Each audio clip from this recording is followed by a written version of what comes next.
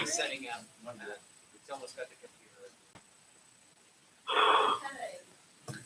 Good morning, everyone. Welcome to the February Curriculum Committee meeting. I would like to officially call the meeting to order, and we'll begin with approval of the agenda. I have just one minor change. Under B, items for discussion and information, we are going to move up social studies first, and then discuss the UCPS virtual learning second. Are there any other changes? Hearing none, I need a motion to approve the amended agenda. So moved.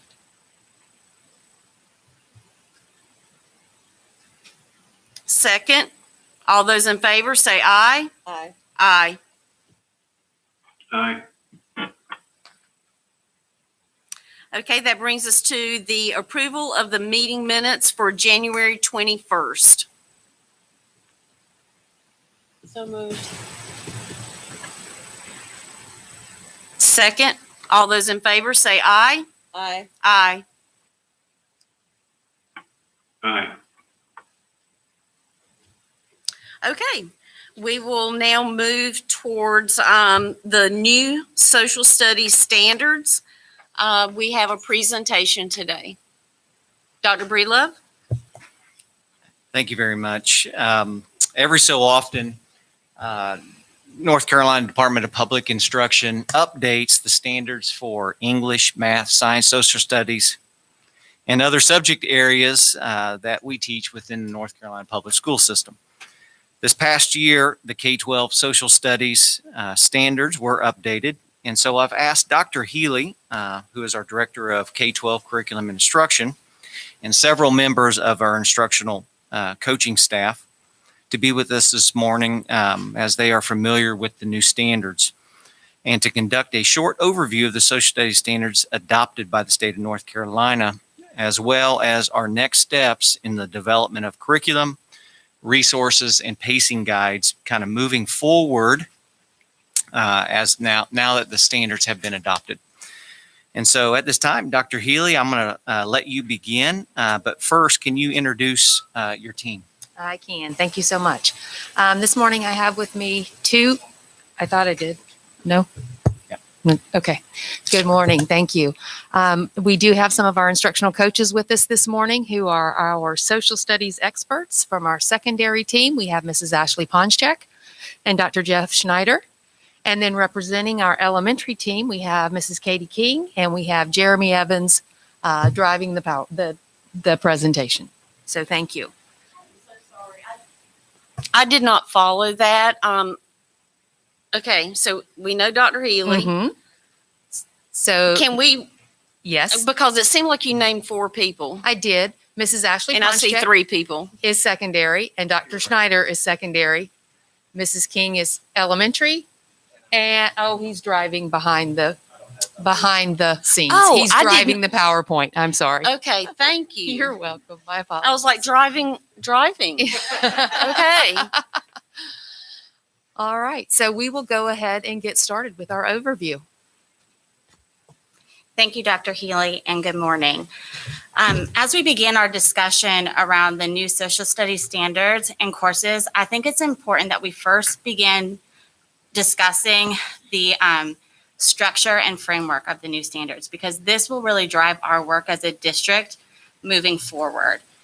So you see projected for you that the gears represent the 6 strands that make up the framework of the social studies standards. One of the key differences from our current adoption to the new adoption is that these strands are now consistent K through 12, with the exception of economics and personal finance. And that's important because it's going to create consistency for our students, but it's also going to allow our students to build a deeper understanding as they move from kindergarten through 12th grade. Next, you'll notice the behavioral sciences gear. In the current adoption of the standards, students focus, one of the focus or themes is culture.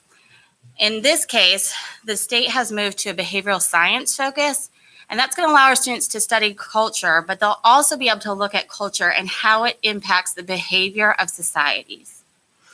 Lastly, you'll see that the inquiry strand is the biggest on the screen, and that's because it really serves as the heart of the standards. It's this strand that will challenge our students to take an active role in their learning, to really do the work of the historian, instead of taking that passive role when learning about social studies. So next, we're going to take a look at the connection between standards, curriculum, and instruction. And in order to do so, we're going to start off with kind of that 10,000-foot view that starts at the state. The state has created these standards. They have mandated them to the LEAs. And these standards include what the state believes students need to know and understand and be able to do with regards to social studies content. Then at the LEA level, specifically at the district level, we're going to begin to develop content and strategies and resources that will support teachers in delivering instruction that is aligned to the standards. And then at the classroom level, teachers will take the suggested curriculum that we provide them and work with their professional learning communities to really develop lessons that meet the needs of their students. And ideally, students will then demonstrate their mastery of those standards based on the lessons that they're guided through. Now I'm going to hand it over to Katie King, and she's going to talk to us about what that specifically looks like at the elementary level. Good morning. So what this chart is going to show you is kindergarten through fifth grade, what we had in 2021 in the past couple years as standards, and then what the new theme will be in the middle column for the upcoming standards. So starting in kindergarten, the big changes that are happening, instead of it focusing on just me, my classroom, my immediate community, kindergartners will also be exploring the world around them. There's a lot more of a global focus. In first grade, there will be changes to the culture and diversity that students will be studying in their community and also the world. They'll be learning about the impact of the physical environment around the world and also be studying historical figures who have impacted both their local community and world communities.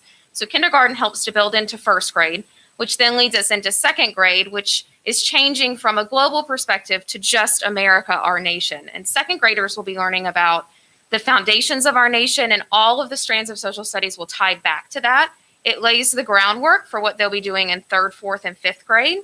Third grade is remaining primarily the same. There are a few minor changes. However, they will still focus on the community, Union County itself, the history of Union County, and how that ties to our state. In fourth grade and fifth grade, one of the biggest changes is that the historical time period that students will be studying will move from ending at Reconstruction to modern day. So students will study pre-colonial times to modern day. They'll be looking at the impact of diversity and culture in fourth grade on our state, and then also looking at that in fifth grade.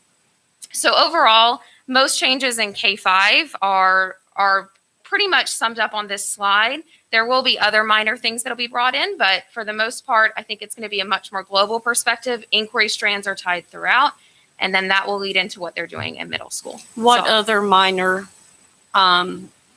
changes that aren't mentioned here? Yeah, so there's some new economic concepts that we'll see beginning in kindergarten, moving their way up as far as scarcity, demand, supply, and then certain language such as studying women, indigenous people, and how those historical figures have shaped over time. That's woven from kindergarten to fifth grade. Okay. I'll pass it over to Dr. Schneider. Thank you, Katie. So when we look at middle school, sixth and seventh grade, there's a slight shift in the name of the courses and in the time frame that's dividing the two of them. Sixth grade, they're removing what they call the Paleolithic era, so they're starting at 10,000 BCE instead of going back much further. So there's not a huge shift in sixth and seventh grade. Eighth grade, same thing. The only shift is that they're now gaining the exploration and colonial periods to their curriculum, which I'll explain why that's happening here in a few moments. So at the high school level, world history is being shifted so that it now starts at the year 1200 and going to the present. In the past, it went back to 10,000 BCE. The standards are also being written conceptually to be in line with the rest of the standards. K-12, in the past, they were written chronologically. This does not mean that teachers have to shift their change their teaching to be to be thematic rather than chronological. Civics and economics, which is currently being taught at our schools, is being divided into two classes because of state law. There is the founding principles of the United States and North Carolina civic literacy and the economics and personal finance class. Since this one class is becoming two, that expands our time to be able to go into certain topics. And for the civics classes means this gives us an opportunity to look a lot more at our state and local governments, to look at how our government has evolved over time, and to look at our government's role in the protection of individual rights. Economics and personal finance, the big bump there is the personal finance section. It was very limited in our civics and economics curriculum today. Now it's a much bigger part of what the students are going to be learning about. This includes topics such as income and education, money and credit management, financial planning, as well as critical consumerism. Since we have one class being divided into two, that means we have to take two classes and push them into one, and that's going to be our American history classes, which several years ago, American history was just one class. They split it. Now we're putting them back together. So what they're doing, though, is they're starting at 1763 with the French and Indian War. The exploration and colonial period, as we saw a moment ago, is shifted back to the 8th grade. This does not mean teachers really feel like they have to squeeze more content into their course. They just have to be a little more purposeful in terms of selecting topics to study that incorporate all the different strands as well as the various perspectives throughout our country's history. Now I'll turn over to Dr. Healy to look at the progression of how this is going to be laid out in our schools. All right. So our Go ahead. Can I ask a question? Sorry. Can you go to the last slide? Just curious, Jeff, if you know, just based on teacher feedback from the past, when they had the American history course as one course and then split it, and now going back to one course, in terms of content demand, have you had any feedback from teachers about that move back to just one course and handling the caseload and content of two versus one? Does that make sense? Right. And I taught American history at the time back then, and it was funny when they split it, we were all like, wow, we've got all this time. What are we going to do? What are we going to do? And so it was really hard to maybe stretch out some of our lessons.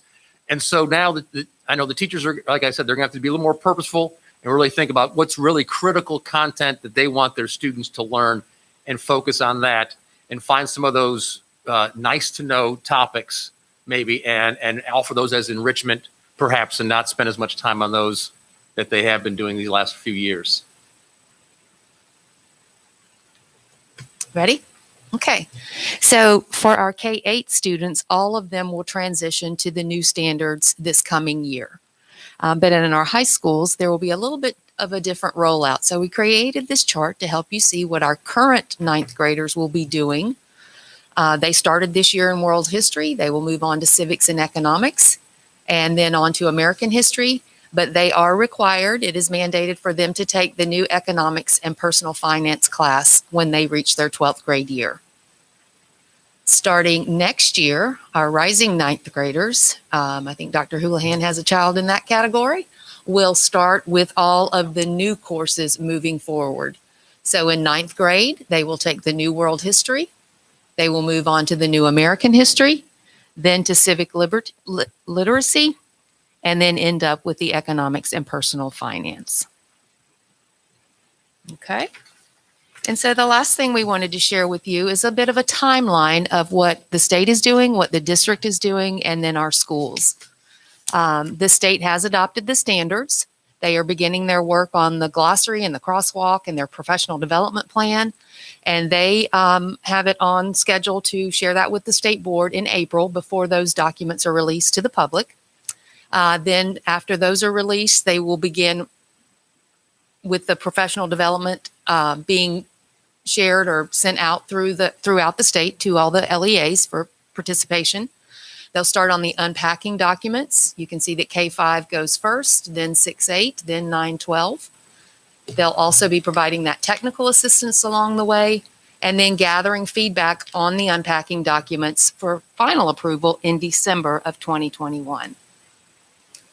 So the district will be following along with that. We'll be taking what's provided by the state, taking a look at the new standards. We've already started analyzing those. Because we are making some changes, we want to survey the teachers and see if they have any ideas or input about the framework or the format of the curriculum guides. We currently have that, but want to make sure that it meets the needs of our teachers moving forward. Elementary has been working on their standards the last couple of years, so they've been through that process, and secondary will follow suit.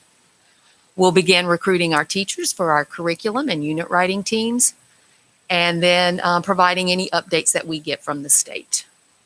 As we move into the summer, we will begin actually developing those units, bringing our writing teams together, taking the PD we get from the state and making it Union County friendly, appropriate, and begin to plan for how we will roll that out. We're asking our schools, our teachers, to begin reviewing the standards also, participate in any of the training that is available, and then beginning to work with their PLCs even this summer to prepare lessons and be ready to teach the new world class for high school, and then for all the classes, elementary and middle school for the fall. Thank you, Dr. Healy. So I would like to go back to the class of this slide right here, Back class one? of 2024. Yes. Sure. That one. Yes. Okay. So I may have misunderstood when you said this year, that you said K through 8 Mhm. is implementing the new standards this coming current year. No, this year. coming year, So next 21, year. 22. Okay. So 21-22. And then, so for the rising ninth graders Mm-hmm. in 21-22, Mm-hmm. they will get the new world history. So next year's 10th grade class Mm-hmm. will also get the new history standards. We're rolling all of this out. So everything in the far right-hand column. So next year's 10th grade class will get the new American history. So no, ma'am. They will stay on their current path. The one change they have, Okay, so the 10th grade will not get the new American history. no, they will remain in civics and economics, Okay. and then they'll move on to American history. They can stay on their current pathway. So what will next year's 10th grade class should be getting their civics and economics? Yes, ma'am. Okay, so we can cross out that column. Correct. That column is for the rising ninth graders. That will be their pathway through all 4 years. It's just two examples of showing you the current ninth graders and the ninth graders next year. There's nothing on here about the current 10th, 11th, and 12th. They will stay on their current pathway. Mhm. So if you view it down, you see what I'm saying? All of the current students that we have now will stay on the traditional pathway that we've had all along with the previous standards. And we are phasing in at the high school level the new world history next year, the new American history, and the new civic literacy. The only difference of all of that I've said is the new economics and personal finance. By law, we have to teach that to this year's ninth graders before they graduate, and that will happen their senior year. So, you know, I think this chart is very confusing. Okay. As a parent. Okay, so next year's 10th grade class Mhm. will not get the new American history. Correct. They are not required Next year's flip. 11th grade class will not get the new civic literacy. Correct. That's correct. Will next year's seniors, what will they get? They will be finishing up with American 2.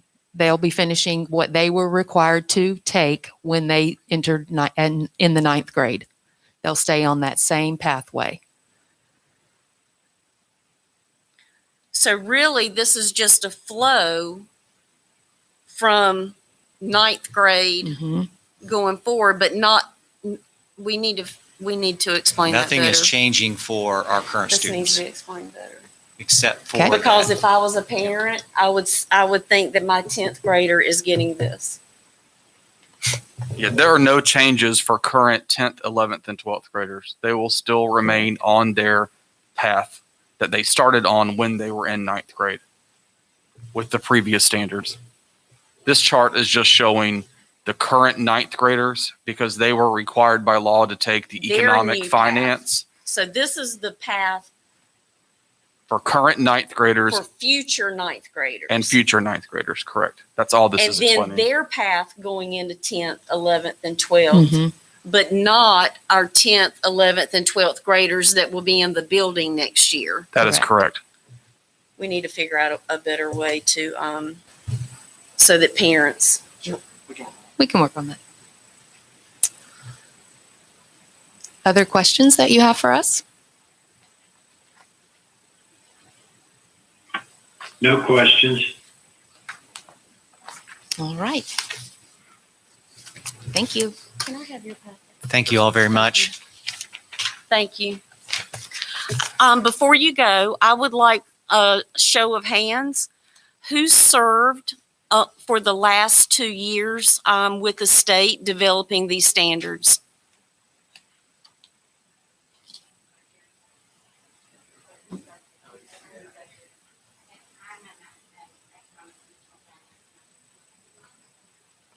Okay, so when we spoke in preparation of this agenda, you told me Mr. Schneider had served for 2 years, but you're telling me that we had 4 employees that served for 2 years on the development of the new standards. Dr. Schneider was the only one that I knew had served on the high school standards. I had forgotten that Ms. Ponschek served on the economics and personal finance group years past, or you're the master teacher. She's the master teacher. Correct. You went through the training, right? So I've gone through the economics and personal finance training that is required of any teacher to going forward to be teaching economics and personal finance. I took that training this summer and now I'm charged with delivering that. Okay, so she's the only one who did not serve the last 2 years with the state. correct. We had elementary, and Dr. Schneider was the only high school, and he served on world history, on the world history team. And the last gentleman, I apologize, I did not get your name. Jeremy Evans.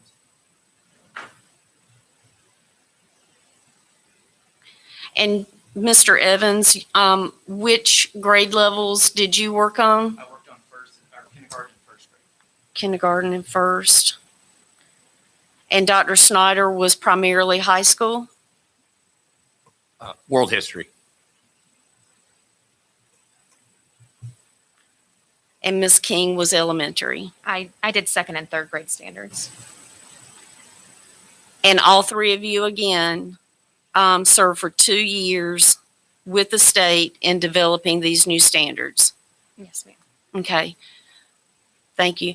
I just want to say, I have served off and on with the curriculum committee. I've been on the board for 6 years. And for the last 2 years, it was never brought to our attention that we had staff and employees working on the development of history. And I would just say going forward, if we are working on any changes in our curriculum, I would like to know, I think the board would like to hear about it before the state votes on it instead of hearing about it after the fact, because that is the purpose of having a curriculum committee. So it's too late now for the board to have any input. And I think, if we're going to be Team UCPS, then I would like to invite all of us to work together, teachers, instructional coaches, master teachers. I think it would be great to have these conversations with the board because we are the legislative liaisons as elected officials. And, here we are and it's a done deal and we had no input. We certainly will make that available to the curriculum committee and the board. I will say that each time that the state does do a curriculum update, they do request from LEAs individuals to serve on those. So once that happens, whether it's English, math, science, social studies, or whatever it is, I'll make available the list of individuals who from our district are serving on those teams. I mean, that would be great to know. You know, we have curriculum meetings every month, and it would be great to meet our teachers and master teachers and instructional coaches beforehand instead of after something major, you know, has happened in the state. Because as you know, this has become a really, really big conversation the past couple of weeks. And I just wish we had met you a year or two ago instead of today. I mean, it's nice to meet you today, but you know, the purpose of curriculum is to talk about curriculum. So, so thank you very much for being here today. I anticipate you're going to have a lot of parents reaching out and needing some answers over the next year or two, or maybe even the next 4 years. And I think it's going to be very important for our parents to know who to contact. So thank you. And thank you all for your service. All right. Thank you.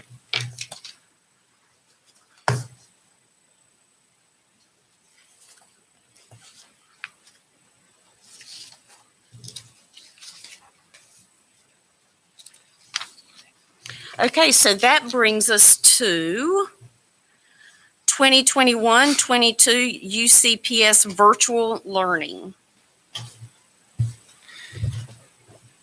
Prior to when we talk about the 2021-22 virtual learning for Union County Public Schools, I think it's important to know that prior to March of 2020, Union County Public Schools offered online virtual school to high school students through Union County Virtual and through North Carolina Virtual Public Schools. Students typically took virtual classes due to scheduling conflicts, course offerings, limitations that they had in their own schedules in order to take certain classes.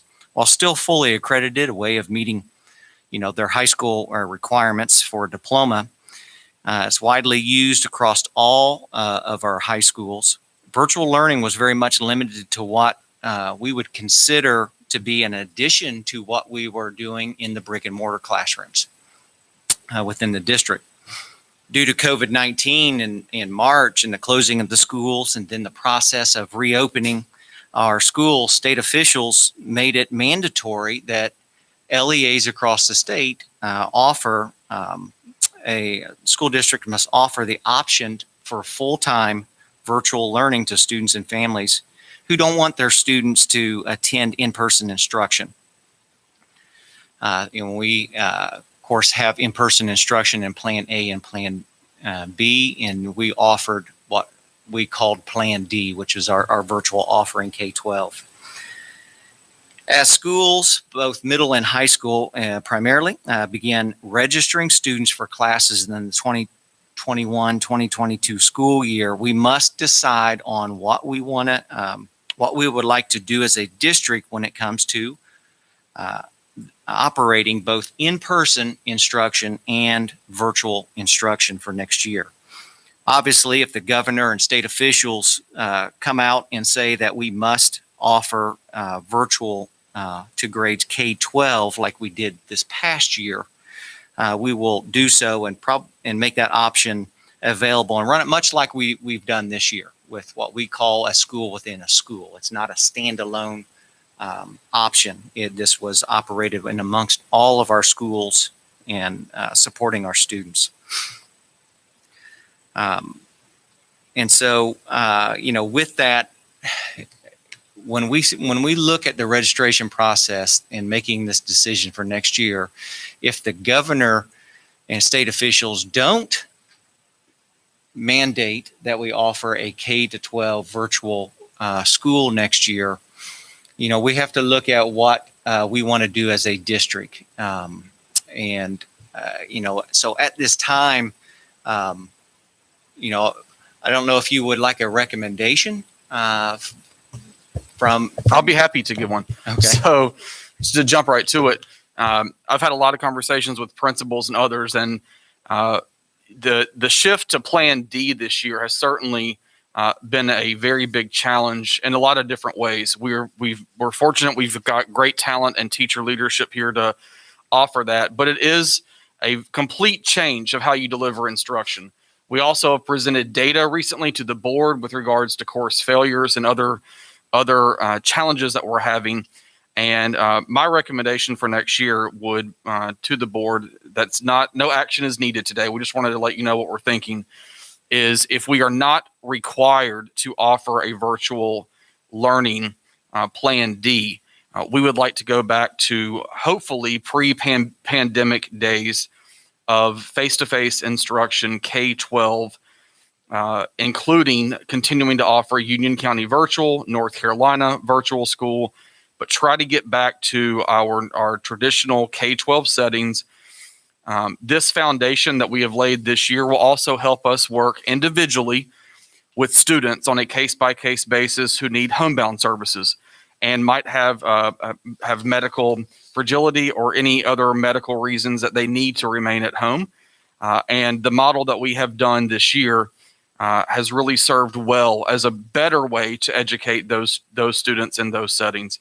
So that is kind of what we're thinking right now. We wanted to go ahead and let the board know and the public, because as you're planning for next year, our principals are starting to work on their master schedules, on their kind of staffing allotments, and they really wanted, as a courtesy to them, to kind of give them a signal as to where we're going. So that's the update today. If the governor comes back and requires it, as Dr. Breedlove said, we will more than likely continue to do next year what we're doing this year. We're happy to take any questions or comments. Do you have any indication from the state when they are going to make a decision or let the districts know if a virtual option is going to be a mandate or not? There has been no indication. Many superintendents have been asking that question and are currently planning, but we have not been given word as to the timeline or which way individuals are leaning. So the short answer is no. Okay. So I think as far as spring class registration coming up or already happening, is it fair to say that students and parents should register with the understanding or the hope that they would be back in the classroom? And then if the governor makes a decision that districts are required or not required to offer a virtual option, that we just need to understand that our goal is to get back in the classroom and we're not going to offer it unless we have to. That is correct. So when you're registering for classes, it's important to note that the registration that you are signing up for and the classes you are choosing would be, the default would be that they are in person. Mm-hmm. If we are required to offer a Plan D, and those courses, for whatever reason, mostly because of staffing issues, cannot be offered, our counselors and others would work with individual families who have selected that to make possible course changes during the summer or late spring. But you're absolutely correct. We would say to parents, as you're beginning the registration process, keep in mind that this would be in-person Mm-hmm. classes by the overwhelming majority, unless you have a medical hardship that's documented or you're medically fragile or receiving homebound services, like I said. Okay. And I think another way maybe to say that is as you're registering for classes now, just know that our intentions are not to offer Plan D next year unless the governor says we have to. That is correct. Okay. I have a question. Would you think that the UC virtual offerings will be maybe more expanded because of all the remote learning, in terms of like there'll be more classes that students can take through UC virtual? I'll have to let Dr. Breedlove answer that question. I would say that due to the offerings of virtual this year, a lot more students were exposed to the virtual classroom and are probably a lot more comfortable with it now that they've had the experience. Of course, you know, when a student registers for a class, they do sit down with a counselor and they talk about the success of previous courses that they have had. And, you know, given the option, yes, you know, if a student had success in the virtual environment, we would continue to make that offer. So what I would venture to say is that more students, now that they have taken virtual, they've done schooling remotely, that now they kind of have a taste for it, and they won't be as standoffish towards a virtual class, especially if it helps their schedule moving forward and they can fit a course in rather than changing the schedule to a different course altogether. Well, and then also if, say, a course isn't offered at their home school, would they then, is that sometimes when they end up doing UC virtual? It is. Yeah. If, you know, we see that sometimes, especially with some languages, Yeah. even, and just if a school only offers a course once a year and it's during first semester, but your schedule aligned for a second semester, that's when we would jump in to see if Union County Virtual had it as a first option. Those are our teachers Right. in our courses. And then we look at North Carolina Virtual Public Schools. Okay, great. Okay. Mr. Sides, do you have any questions? No, thank you. Okay, well, if there are no other questions, we will move to our items for discussion and then action, beginning with Learning Labs VEX V5 Robotics purchase. All right. With this purchase, we do have a proposal by the Career Technical Education Department for upgrading our robotics program. As you can see there, the VEX V5 is an updated model of robot. When we talk about the robots, they don't look like a human, all right, or anything like that. They are really bots that we would put together and compete. So that's when we talk about our robotics program, the students would, you know, what these VEX V5 robots are bots that they put together, they program, they do everything from the physical hardwiring of the bots all the way up through the programming of the code that they use, and then compete with, you know, obviously we have robotics competitions that they are able to go out and compete. So this request is by our CTE department to upgrade all of the robotics bots across the district. That means in every middle school has a robotics course, as well as 7 of our 10 CTE high schools that offer CTE in them. So that is the request. It does upgrade to what is standard across the industry. So I think, you know, this is a really good purchase, but I was curious how many middle schools and what 3 high schools currently do not have robotics, and is there a plan for those schools to get robotics or not? If you could start with identifying the middle schools that do not. All the middle schools have them. Okay, so all middle schools have them, and which 3 high schools do not? Weddington High School, Sun Valley High School, and Piedmont High School. And I asked Mr. Davis, our director, about that, and he said it first of all, it's determined by request. And what happens in those other schools is they have similar coursework, such as Project Lead the Way Engineering, which also dabbles in robotics as well. So that's a different program.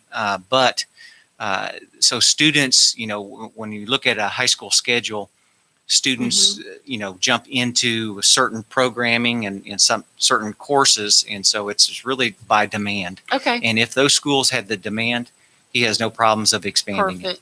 Yeah, because I know we have a lot of engineering courses at Sun Valley and Weddington, but I don't know that we have any at Piedmont. So that's a good question. But okay, so it's based off what kids sign up for. Yes. And if there's enough to sign up for it, then we can allot a teacher there. Yes, ma'am. Okay. And also, just, as juniors and seniors, if another school has a program that students are interested, they can apply for those Mhm. programs, and we've offered And that. so interestingly enough, all middle schools have it. Yes.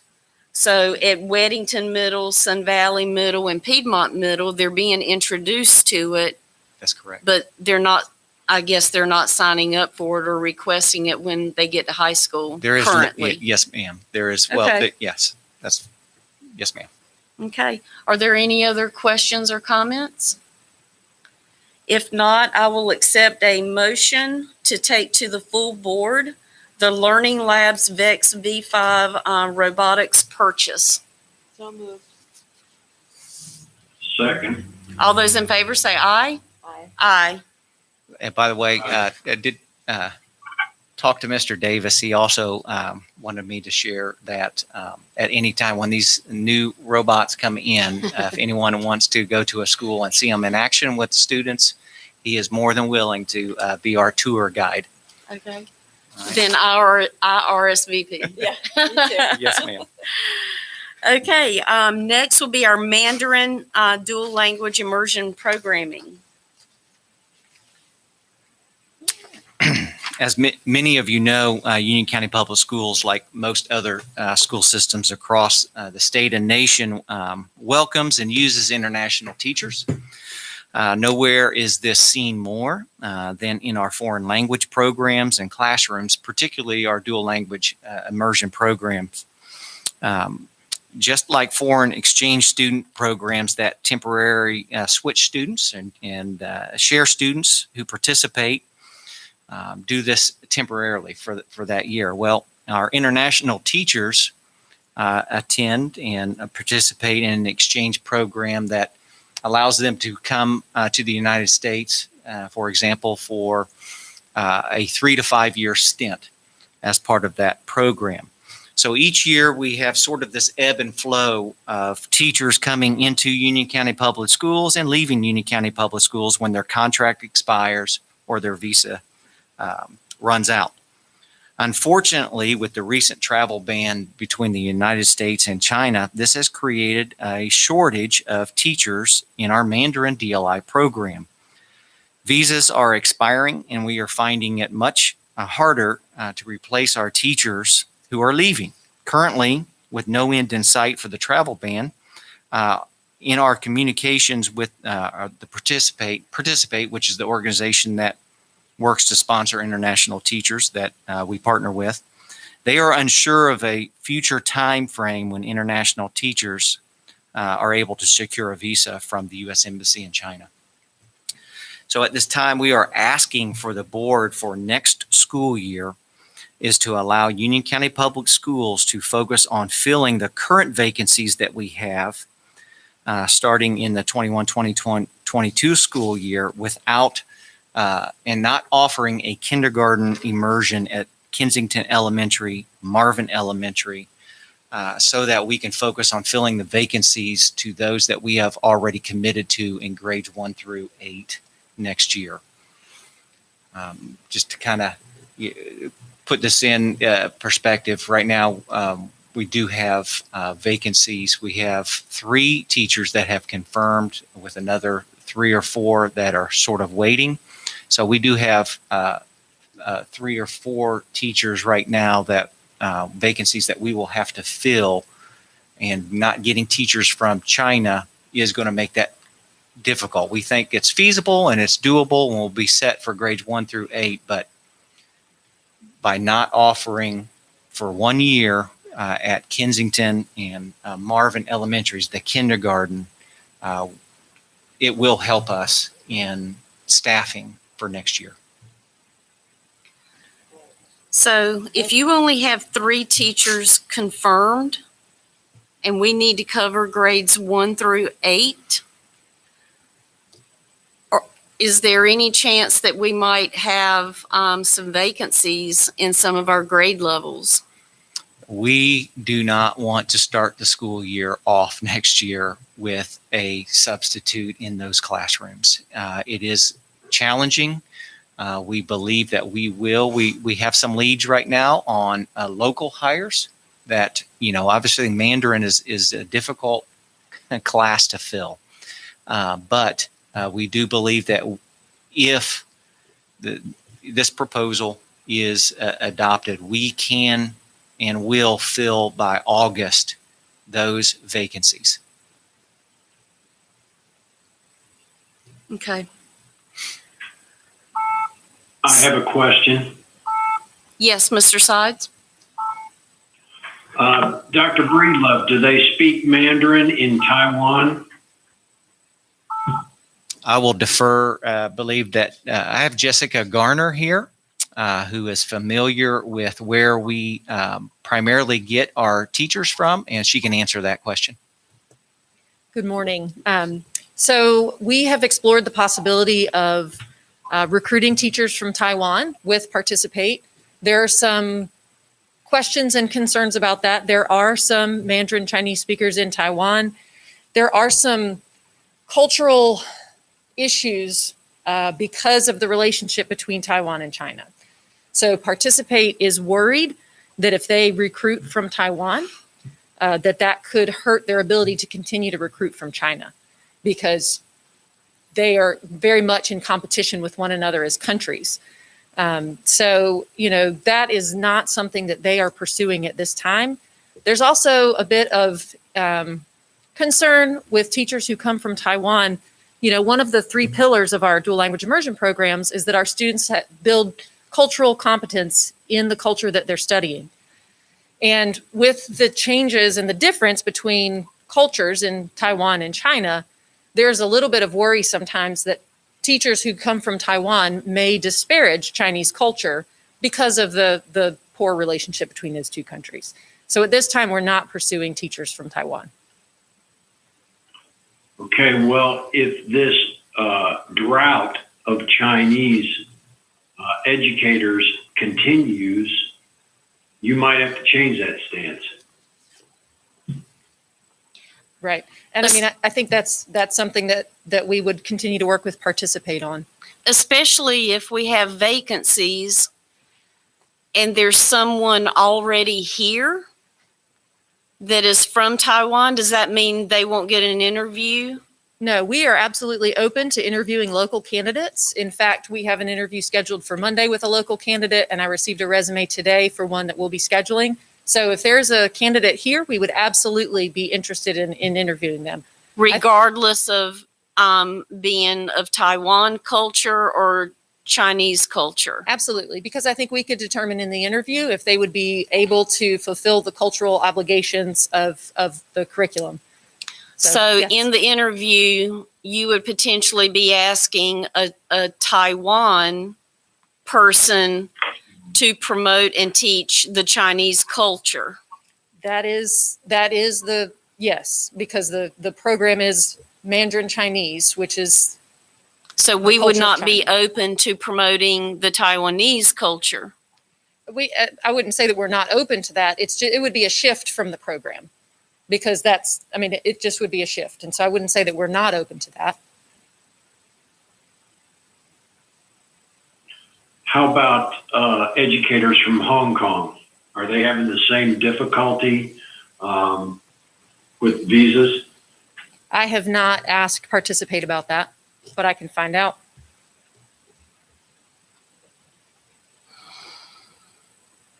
Well, from what I've read of what's going on in Hong Kong is basically a crackdown.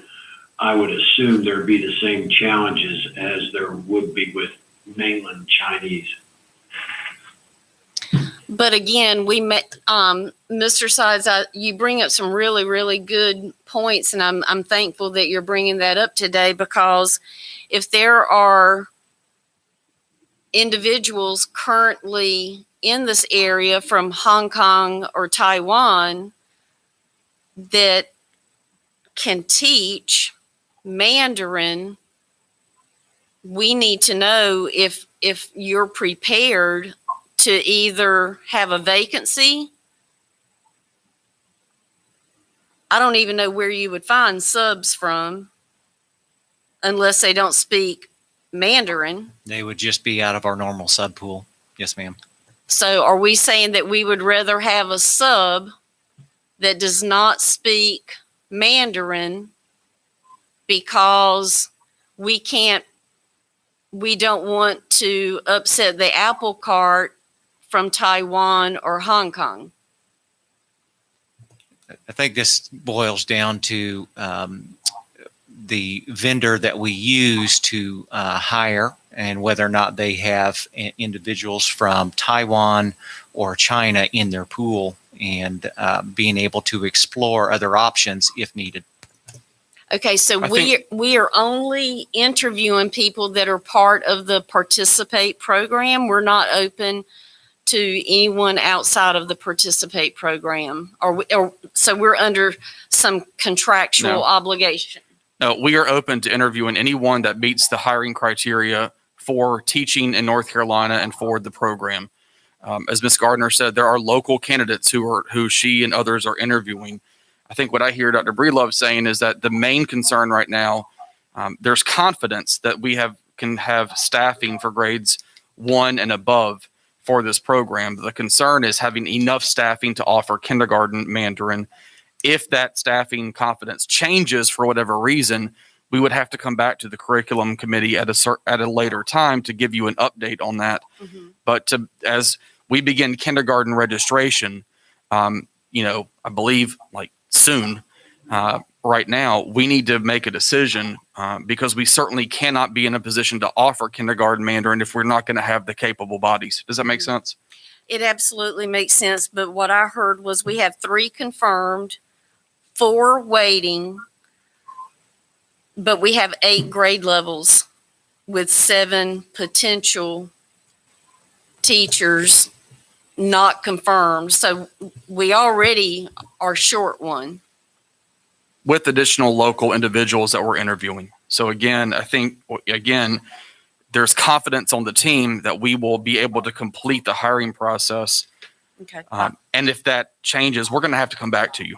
Okay. Because if we don't have the individuals to teach, it's going to change the program regardless. And across all grade levels. And that would be a shift that we would want you all to be aware of. So I would say just give us an update each month. And certainly I would say June or July, we need to know if we have all 8, if we have every spot filled at Marvin Ridge Elementary and Kensington. Because with 2 schools, that's a lot more than 8 positions. Right. And if not, what is the plan?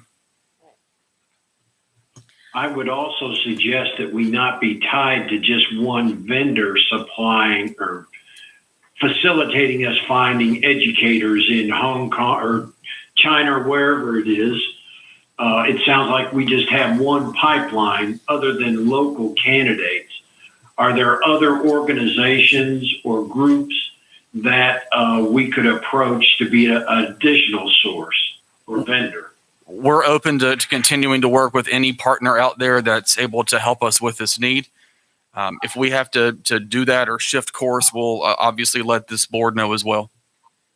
Okay. Well, perhaps, Drew, you could reach out to other principals and other school districts that have this program and find out what other vendors there are out there. I call them vendors. I mean, search firms, whatever they, basically what they are. Who are the other players out there that can have access to this talent? We're happy to do so, Mr. Sides. Not a problem. It's a very good question.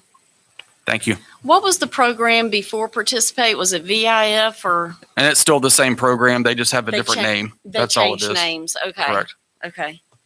So I need a motion to take to the full board to not offer kindergarten Mandarin dual language at Marvin Ridge Elementary and Kensington just for next year until we get past this teacher shortage. So moved. Second. All those in favor say aye. Aye. Aye. Okay. Thank you.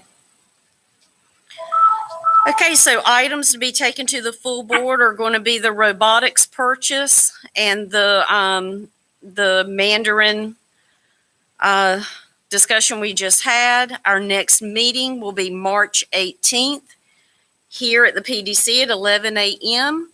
And if there are no other comments or questions, I will accept a motion to adjourn. So moved. Second, all those in favor say aye. Aye. Thank you.